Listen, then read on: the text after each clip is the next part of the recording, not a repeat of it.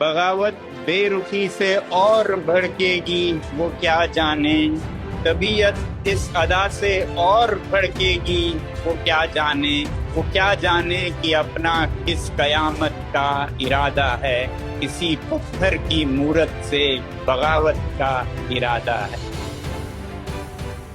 देशातील परीक्षा पद्धतीतील पारदर्शकता आणि नीट पेपर फुटी प्रकरणी आक्रमक भूमिका घेणारे सामाजिक कार्यकर्ते सोनम वांगचुक यांनी अखेर आपलं उपोषण 26 दिवसांनी मागे घेतलंय। केंद्र सरकारकडून लेखी आश्वासन मिळाल्यानंतर सोनम वांगचुक यांनी हा निर्णय घेतलाय। मात्र सोनम वांगचुक यांनी नेमक्या कोणत्या अटींवर आपलं उपोषण मागे घेतलं, सरकारने नेमकं काय आश्वासन दिलंय याबद्दल सविस्तर या व्हिडिओमधून पाहूयात। नमस्कार, आपण पाहत आहात Loksatta live.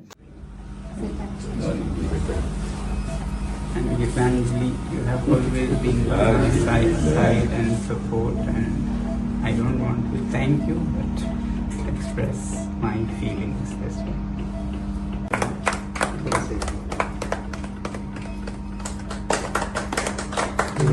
Hare Moody. So, want to have some milk also? No. Please follow the Please, please, data. one minute. There may be visible one by one. Thank you, sir. Thank you. NEET paper फुटी प्रकरणी गेल्या 30 दिवसांपासून दिल्लीत आंदोलन सुरू आहे।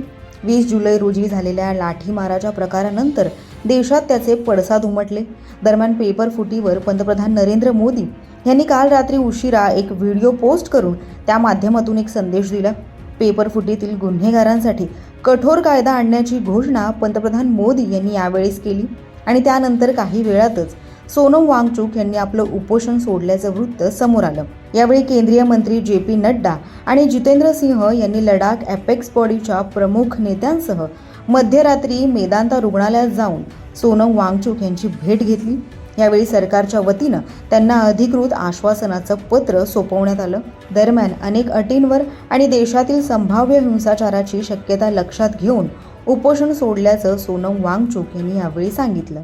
26वें दिन मैं आप लोगों को कुछ ख़ास खबर बताना चाहूँगा।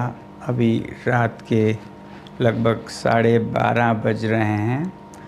अभी थोड़ी देर पहले केंद्रीय मंत्री JP नड्डा साहब और जितेंद्र सिंह साहब यहाँ आए थे और लद्दाख के एपेक्स बॉडी के शीर्ष नेतागण भी यहाँ आए थे।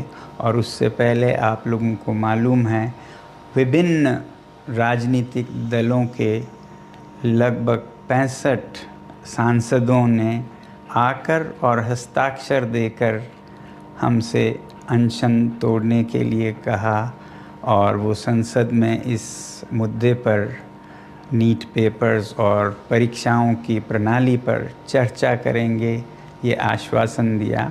और जो सरकार से इस तरफ से मंत्रीगण आए थे उन्होंने भी ये आश्वासन दिया, जिसका कि 2 दिन से हम बहुत ही कड़ा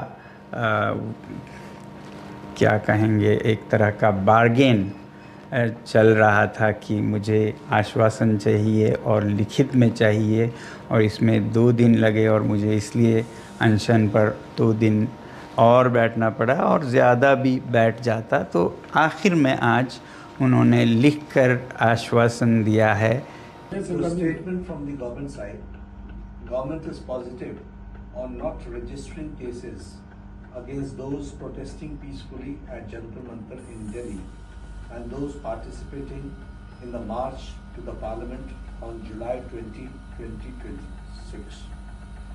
The government has already assured threadbare discussions to find solutions to paper leaks and educational reforms for exams in the parliament. Besides, the government is also positively considering suitable compensations for the suicide victims of recent NEET paper leaks. अब आप कहेंगे ज़रूर कि धर्मेंद्र प्रधान जी के इस्तीफ़े पे क्या हुआ। पहली बात तो इस बात पे वो अभी मुझे कोई आश्वासन नहीं दे पा रहे थे कि ऐसा कब होगा, और संसद के फर्श पर तो इस पे चर्चा होगी ही। अब मेरे सामने दो रास्ते थे, या तो मैं और अनशन पर बैठूं हफ्तों और शायद उसी में ख़त्म हो जाऊं। फिर आप ही लोगों में से हज़ारों लोगों ने मुझे आज से 2-3 हफ्ते पहले से कहते आए हैं कि आपकी जान ज़रूरी है, आपको संघर्ष आगे रखना है, ज़िंदा रहना ज़रूरी है। मगर मैं ये भी नहीं मानता कि हमने ये हासिल नहीं किया है। दरम्यान सरकारने जे सोनम वांगचुक यांना पत्र दिलं आहे त्यामध्ये काही महत्त्वाचे मुद्दे अधोरेखित करण्यात आले आहे। त्यातील पहिला मुद्दा आहे तो आंदोलकांवरील गुन्हे मागे घेण्यासंदर्भात। दिल्लीतील जंतर मंतर येथे शांततापूर्ण मार्गाने निदर्शन करणाऱ्या आणि 20 जुलै रोजी झालेल्या संसद मार्चमध्ये सहभागी झालेल्या युवक व विद्यार्थ्यांवर कोणतेही गुन्हे दाखल केले जाणार नाही, तसंच दाखल केलेले गुन्हे मागे घेतले जाईल असं सरकारच्या पत्रात नमूद करण्यात आलं आहे। त्याचबरोबर दुसरा मुद्दा आहे तो पेपर फुटी रोखण्यासाठी आणि शैक्षणिक परीक्षा पद्धतीत सुधारणा करण्यासाठी संसदेत सविस्तर चर्चा घडवून आणली जाईल असंही नमूद करण्यात आलं आहे।